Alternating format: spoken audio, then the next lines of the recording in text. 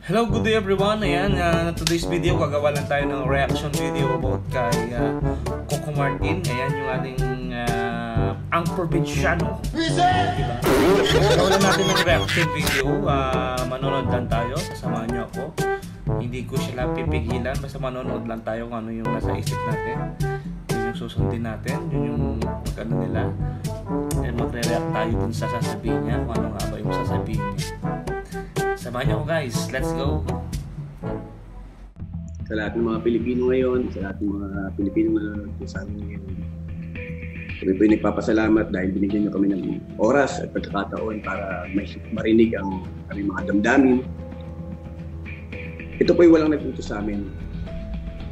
Kami po mga artista, nagtulong-tulong, nagbuklod-buklod kasi gusto namin mailabas kung ano po yung nararamdaman namin ngayon. Bigyan nyo lang. Yun nga yung reaction ni Coco Martin yan. Galit na galit, gustong manakit. Diba? Hindi naman kasi siya yung hindi naman kasi siya yung sila yung may problema. May problema ngayon kanilang mga amo at yung isa kasi hindi naman si Duterte yung nagpa-close ng ABS-CBN. Yung NTC naman. So, wala tayong magagawa. Yun yung trabaho ng NTC yung telecommunication, diba?